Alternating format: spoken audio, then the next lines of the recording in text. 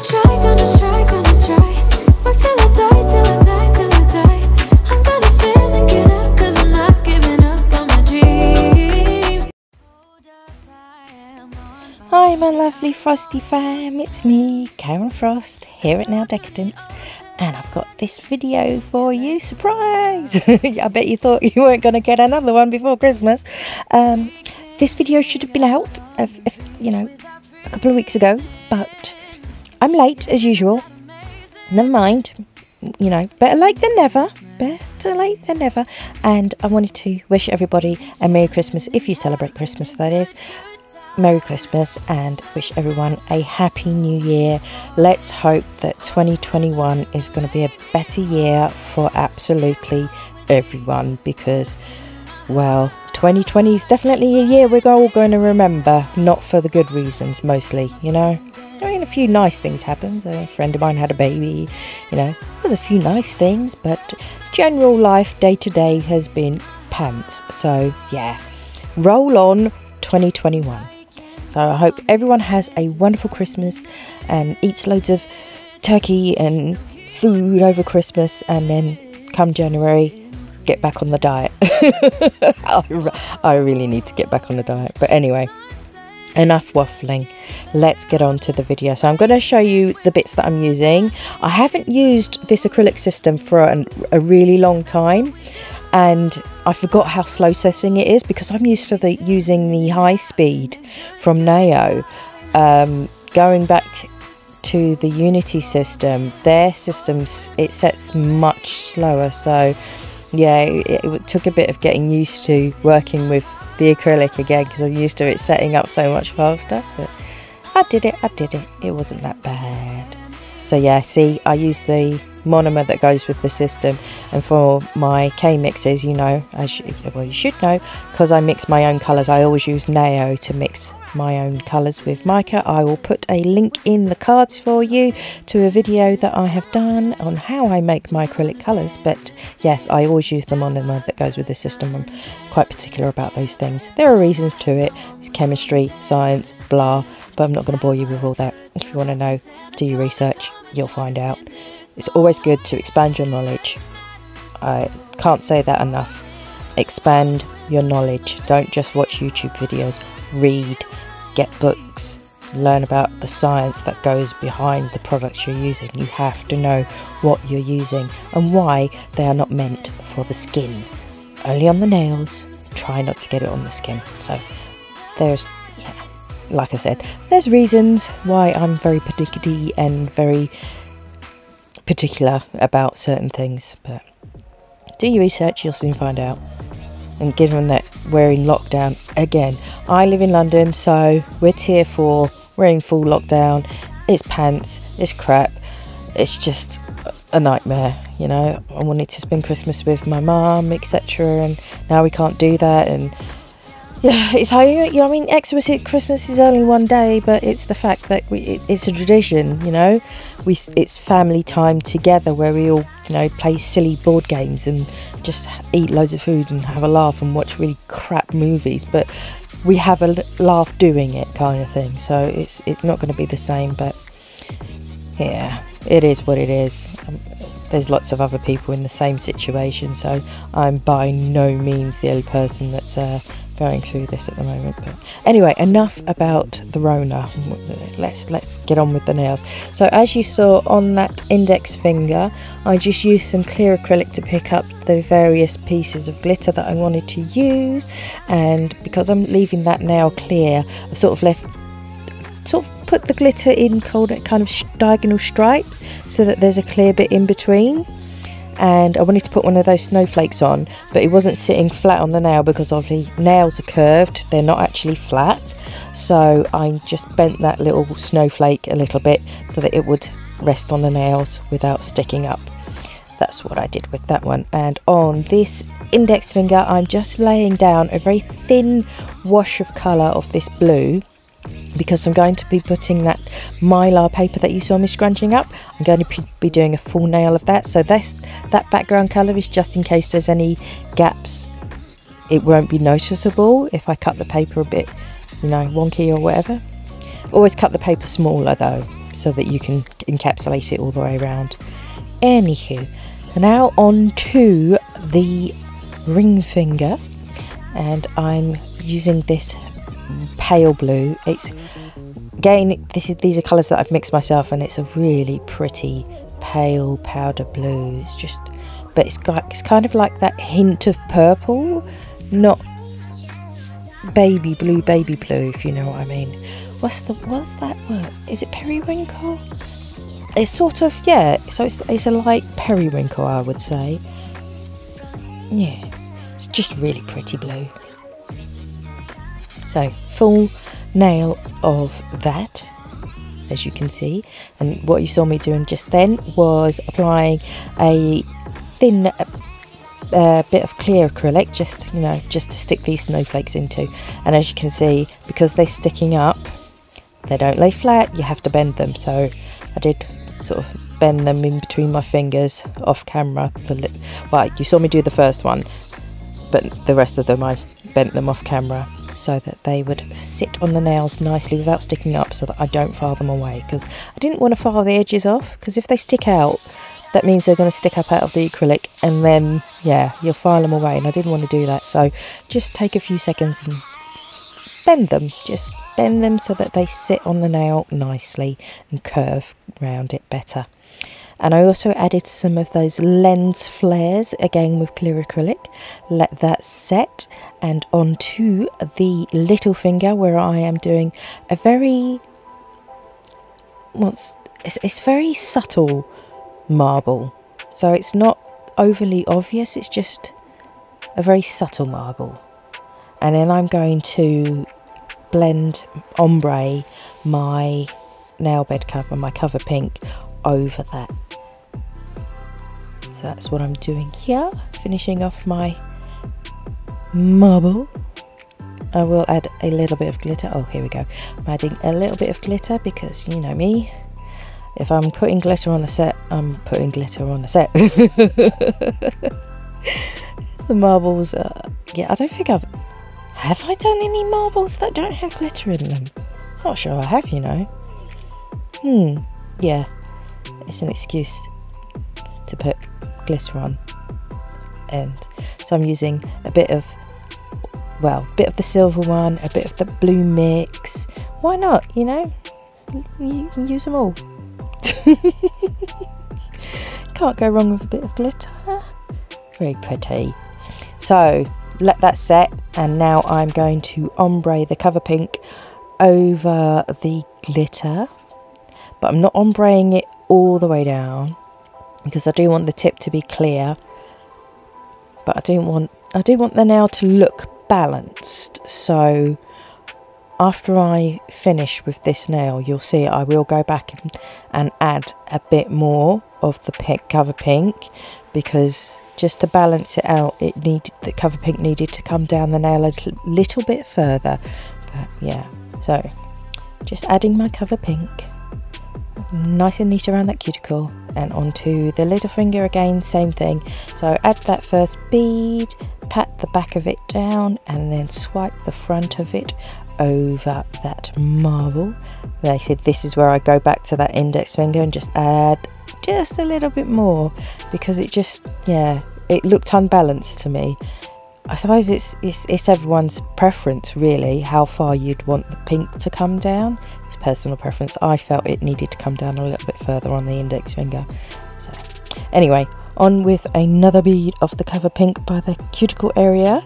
Get that nice and neat and bring that to join and meld into the previous beads, creating somewhat of an apex, but I will be capping in clear, so not worrying about the apex too much. So now I've got my mermaid paper, mylar paper, whatever you want to call it, and I'm just sort of cutting a cuticle area nice and round so that it will fit in nicely. And I'm just going to put this on with some nail glue, nothing special. So I'm just going to add my glue, and then as you can see, just rub that paper down, just get it to stick. Trim off the excess, it will need trimming again, but trim off most of the excess. There we go. And then I will go in with a bit more of the glue to get the edges really well stuck down.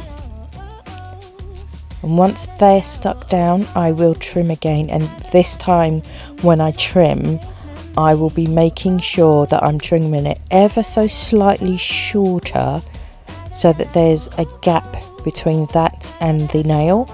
That way I can encapsulate it round all the way, because if this wasn't a real person, the last thing you'd want is for the mylar paper to separate from the nail and lift off, because you haven't encapsulated it all the way around. So just to be on the safe side, I always like to cut my mylar just shy of the very edge of the nail, so that I'm encapsulating it. I know I'm encapsulating it right the way around all the edges, and I know it's not going to separate at any point. I'm just, yeah, that's just the way I do it. I don't like to run the risk of it lifting up, because it is possible, and we don't want that, definitely not. So on to back with the index finger, I should say, capping that nail with clear acrylic. And you can see I'm struggling a bit with it, because I'm really not used to it being so slow setting, and it's kind of runny. Look how far it runs. I'm not used to that because I use high speed. Yeah, I mean, the nails didn't come out too untidy, didn't require too much filing, but yeah, it was really weird, because especially with the cuticle area, it was hard to get a nice apex, because yeah, it set so slowly and I wasn't used to it. So I was kind of trying to push the acrylic back up the nail towards the cuticle area to get a nice apex. Wow. Yeah. When you change systems, you use a system you haven't used for a while, it does take some getting used to, that's for sure. Crazy. So used to the fast set now. If I use a slow one, it freaks me out. Like I said, it doesn't look too bad, but you can see I'm adding a million beads, because I'm like, yeah, where's my apex? It keeps sliding away. So capping that mylar paper in clear acrylic, of course. So I've added that first bead to the middle of the nail, and I'm bringing that down as far as it will go. Add another bead towards the free edge, and bring that down to cover the free edge too. Making sure I'm getting those sides, trying to keep the sides neat too. So yeah, here we go, just adding a little bit more on the sides, just to make sure I'm getting all those edges nice and covered, so that I know we've totally encased that mylar paper. And you'll see I keep looking at the nail from all angles, adding beads where necessary. And now I'm going with the cuticle bead. So get that cuticle area nice and neat, and bring the front of the bead down. You need to leave the majority of it in the apex area, which is in the back third. That's where I like to put it. And these are curved nails, so they're somewhat slightly different than doing straight nails. It's I find the curved nails trickier than the straight nails. I don't know if anyone else finds that, but yeah, I find the curved nails trickier than the straight nails. You know, when you're filing in the sidewalls and stuff, on these curved ones, I used the sanding band, because a straight nail file will straighten out the curve, and you don't want that if you're doing curved nails. So it doesn't matter. I'll show you in the filing part what I mean, but I'm just adding as many beads as I need to get this apex where I want it to be. There we go, happy with that now finally. So I'm just using a damp brush to brush over the nail before I add my bead of clear acrylic, because I want to make sure that I don't get any frosted bits and that it flows over those glitter pieces nicely and doesn't have any bubbles. That first bead, just get that nice and neat. Second bead I have decided to put in the middle area, bring that down, tidy those side walls as we go, and then we've got the cuticle bead. Tap tap tap around the cuticle area, get that nice and neat, bring the front of the bead down, try and leave most of it in the apex area because that's where you want it. And there wasn't enough, so added a little bit more to give me a nice apex.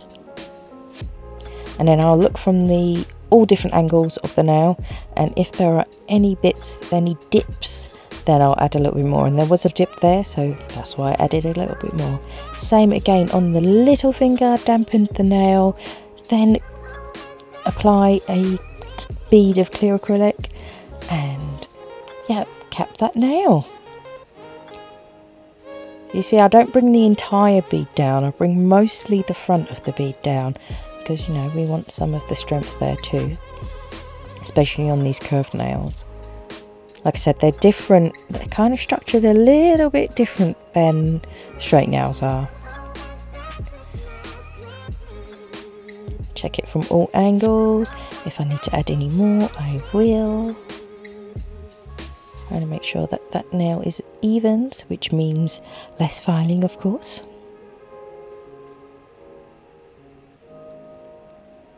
And then cuticle bead. Again, thinking of the structure, so making sure my apex is there. I didn't do it too thick with the cover pink, so if I'd have done it thicker with the cover pink, I wouldn't have needed that cuticle bead, but yeah. I looked at the nail from all angles and noticed there was a dip towards that very free edge end of the nail. So I added a little bit more, and again, looking at it from all angles, comparing it to the other nails as well. Don't forget, you always compare them all together because you want them to be, you know, all the same. You want a uniform set of nails. The nails aren't individuals, they're a set, so each nail has to correspond with the other nails, otherwise it's going to look weird if you've got some that are higher than others, if that makes sense. You know, you don't want a higher apex on one nail, a lower apex on the other nail, a medium apex on another nail. No, you want uniformity. Okay, I think I've explained that enough. So on to the filing for my little frosty filing freaks. Oh yes, I'm showing you the filing. So in this video, I will be doing the sidewalls and free edge first. Sometimes I do the cuticle area first. It depends on my mood. So this day I was having trouble with my hands cramping. I remember that much. So I use my e-file more than hand file in this one. Yeah, hands were really cramping. So just getting those sidewalls done with the hand file. Make sure that free edge is nice and straight. So sidewall, just a little bit of the underneath, not much, because again, as I mentioned before, they're curved, so if you go underneath with the straight file, you're going to lose the curve, and you don't want to do that. And like I said, I will show you later what I do to keep that curve in the nails, but tidy up the sidewalls underneath the under arch. So I'm using a cuticle bit, but it wasn't quite the right one for hand dolly. It was sort of getting in the way of her cuticles, so I've used a more tapered barrel, very tapered barrel, small. It's a very small bit, this one, and it's really handy for getting around the cuticle area, but it's very sharp, so you do have to be careful with this one. If anyone's got any bits like this, this is not a safety bit. It will slash your fingers if you get that on your skin. So be very careful with sharp bits that aren't safety bits. So I'm just trying to neaten up that cuticle area where the mylar paper is.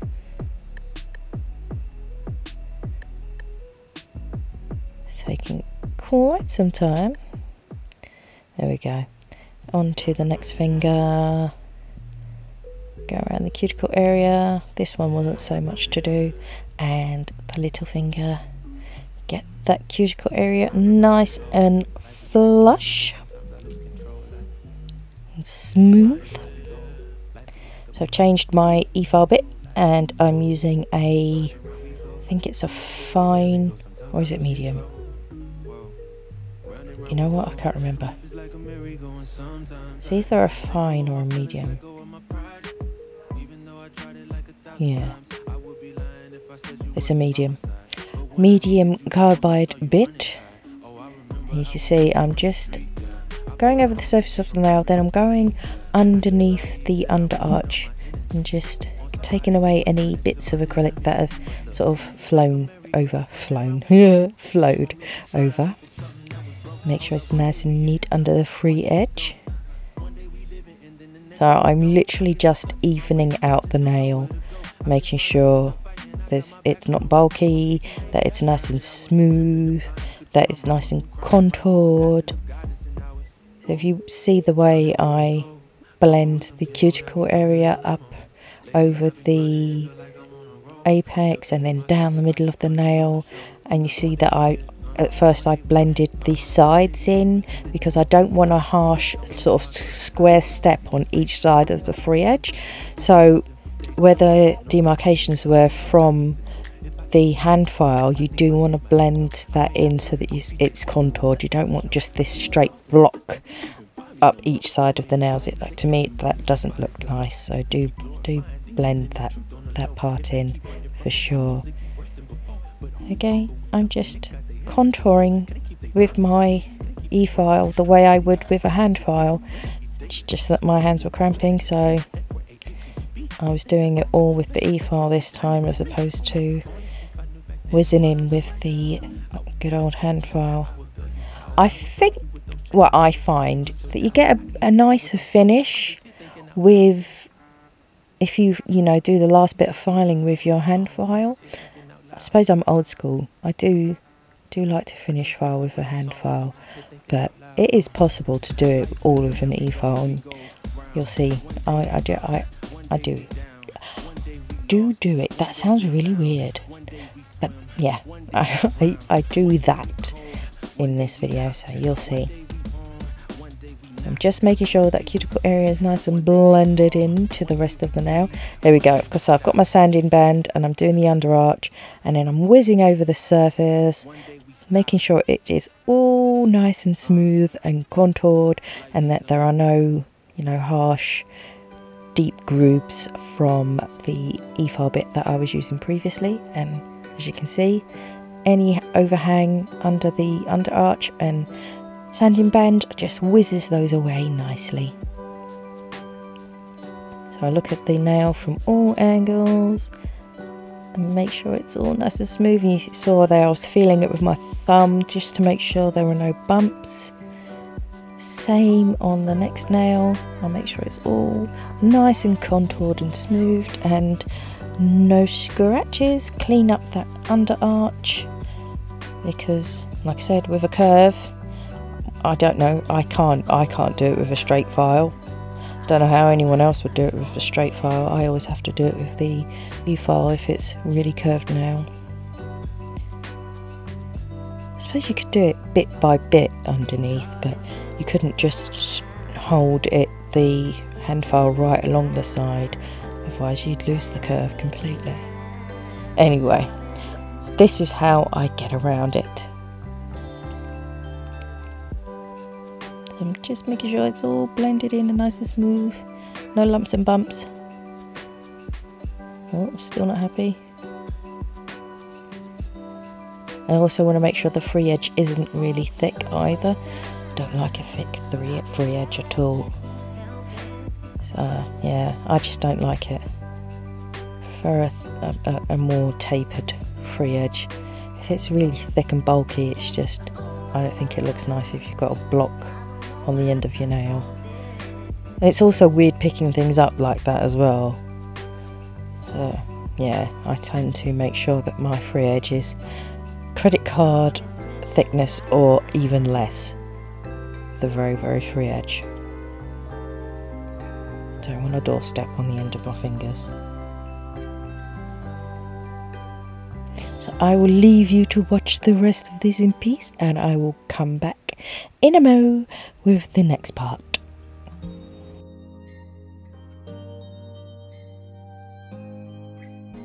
It's white outside and the night is cold. Everyone's lighting candles in their homes. Yes, it's Christmas. It's a magic time. You can feel it in the air, that every child got their hearts filled up with joy. Yes, it's Christmas all around. All snow is falling down, all the colored lights lighting up this town. And as I walk outside, hear the Christmas choir sing, Merry Christmas to you. Okie dokie, so we have finished the filing, yay! So I've dusted the nails off, and now I'm going to be using some foil. This box is from SBD London. Get all those foils in the box, and they are really cute. And obviously the SBD London foil gel is awesome. Oh, look at that, shiny shiny. Oh, so pretty. So I'm using my SBD London diamond gel pen for my crystals and my SBD London diamond picker. So I haven't cured that transfer foil gel yet because I wanted to get these little crystals in the middle of the snowflakes, and I thought I might as well cure that the same time that I'm doing the foil gel. Made sense to me. That's what I did. So straight out of the lamp I go on with the foil and rub that in, and as you can see the nails are very curved, so you get those creases, but you just try and pull the paper up and flatten it and get the bits that are creased uncreased. It's hard to explain in words, but you can see what I mean. I sort of straighten it out and sort of push where the crease was so that that bit transfers onto the nail. You can use a silicone tool or a cotton pad or whatever to do it. I just used my fingers and that was fine. So I'm also using this white gel polish. It's the white French from CC Nails Island. It's a very good drawing gel. It's a very good French gel for these icicles. I decided to put the icicles on, and then I was like, dude, you need to top coat. And I thought, you know what, never mind. I'll just top coat over this and then use top coat to sprinkle the glitter into. Never mind. See, I get ahead of myself. I was so excited to draw the icicles, I totally forgot that I should have top coated first. Never mind. You know, where there's a will, there's a way. I get round it, don't worry. So I'm just drawing those icicles on around the cuticle area and managing to get it on the hand dolly's skin. Not good, not good. I do get it off though. Don't worry. Always get that off the skin before you cure it for sure.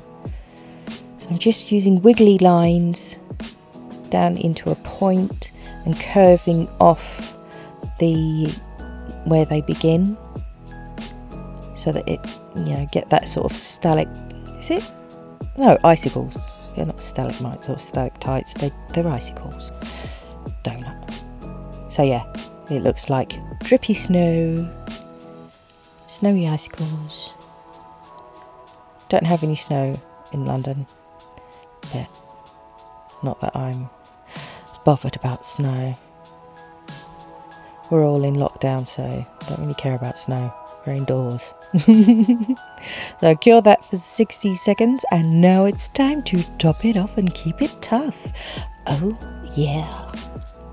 So I'm going to top coat over that French. It's not tack free, so yes, top coating over it. Seal that in, and I'm top coating the underneath of that now because it's clear.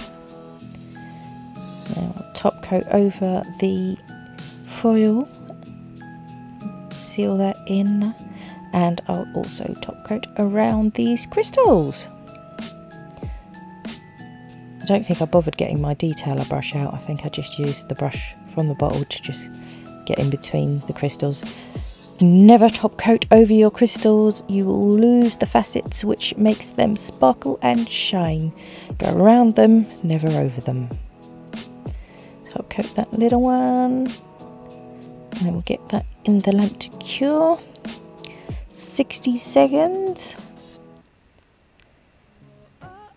And now I'm going to use some top coat to go over the icicles, and then I will sprinkle the glitter, which is what I should have done. Yeah, well, that's what happens when you get ahead of yourself. Never mind. I mean, it still works. It, you know, it's not a big deal. Not a big deal at all. Here we go. Sprinkle the glitter on. I will say it's harder to see by top coating over where you're top coating. So it's hard to tell if you've gone too far over the line or not far enough over the line, if you know what I mean. Anyway, so yeah, sprinkled the glitter into that, and I haven't cured it yet.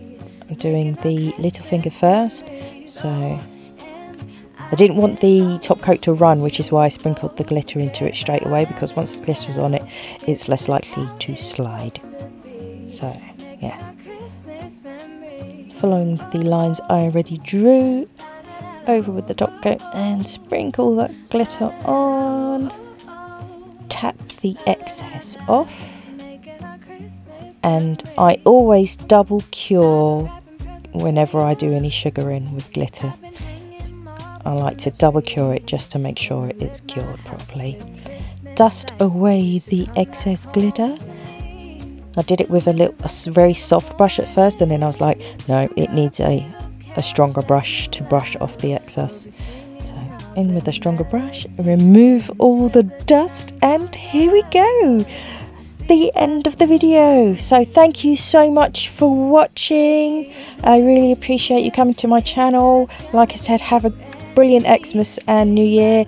I don't know if I'll get any videos out before New Year, but you never know. So yeah, that's all I've got for you this time, peeps. Take care now, and I'll speak to you all again soon. Bye for now.